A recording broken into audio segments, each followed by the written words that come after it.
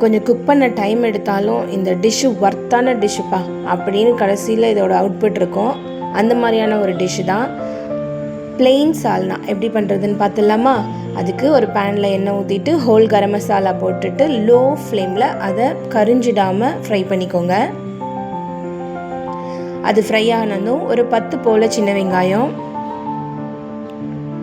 இதையும் அப்படியே போட்டு வதக்கிட்டு ஒரு தக்காளி பழத்தையும் போட்டு எல்லாம் நல்லா சாஃப்டாக குக் ஆகிற வரைக்கும் வதக்கிடுங்க. இப்போ இது எல்லாத்தையும் ஒரு பிளேட்டில் தனியாக மாற்றி வச்சுக்கோங்க. அது ஆறட்டும். இப்போ இதே பாத்திரத்தில் ஒரு 2 ஸ்பூன் எண்ணெய் ஊற்றிட்டு எண்ணெய் காஞ்சதும் 1 ஸ்பூன் சோம்பு, 2 பிரியாணி இலை போட்டுக்கோங்க. இப்போ ஒரு பெரிய வெங்காயத்தை பொடியாக சாப் பண்ணி சேர்த்துக்கோங்க. வெங்காயம் நல்லா சாஃப்டாக குக் ஆனதுக்கப்புறம் 2 ஸ்பூன் இஞ்சி பூண்டு பேஸ்ட் போட்டு அந்த பச்சை வாசனை போகிற வரைக்கும் அதையும் கிண்டிடுங்க. இப்போ ஒரு தக்காளி பழத்தை நல்லா பொடியாக கட் பண்ணி அதையும் சேர்த்துக்கோங்க. இப்போ இதெல்லாம் சாஃப்டாக வெந்து வந்ததுக்கப்புறம் தேவையான அளவு கல் உப்பு போட்டுக்கோங்க. ஒரு கைப்பிடி புதினா, கொத்தமல்லி இது ரெண்டுத்தையும் சேர்த்துக்கோங்க. இதெல்லாம் வதங்கினதுக்கப்புறம் 1 ஸ்பூன் மிளகாய்த்தூள், 1 ஸ்பூன் தனியாத்தூள், 1/2 ஸ்பூன் மஞ்சத்தூள் இதெல்லாம் போட்டுட்டு நல்லா மிக்ஸ் பண்ணிக்கோங்க. 1/4 டம்ளர் தண்ணி மட்டும் ஊற்றிடுங்க, ஏன்னா அடி பிடிக்காமல் இருக்கிறதுக்காக.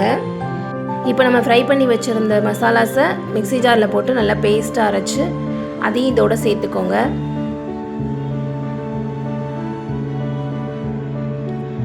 சேர்த்துட்டு நல்லா மிக்ஸ் பண்ணி விட்டுருங்க. இப்போ இதை மீடியம் ஃப்ளேமில் ஒரு 5 மினிட்ஸ் அப்படியே குக் ஆகட்டும்.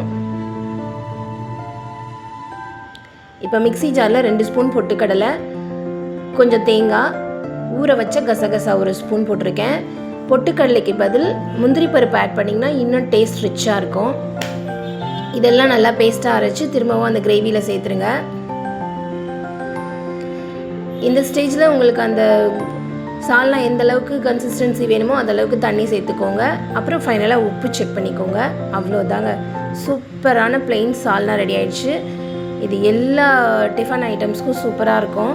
இதை செஞ்சு கொடுத்தீங்கன்னா கண்டிப்பாக வீட்டில் சின்னவங்கலேருந்து பெரியவங்க வரைக்கும் ரொம்ப விரும்பி சாப்பிடுவாங்க. இந்த டிஷ்ஷு செய்ய கொஞ்சம் டைம் எடுத்தாலும் அதோட டேஸ்ட் ரொம்ப சூப்பராக இருக்கும். குழந்தைங்க இன்னும் 2 சப்பாத்தி கூட எக்ஸ்ட்ரா கேட்டு சாப்பிடுவாங்க. இந்த வீக்கெண்ட் இதை ட்ரை பண்ணி பாருங்கள், நல்லாயிருக்கும். தேங்க்யூ.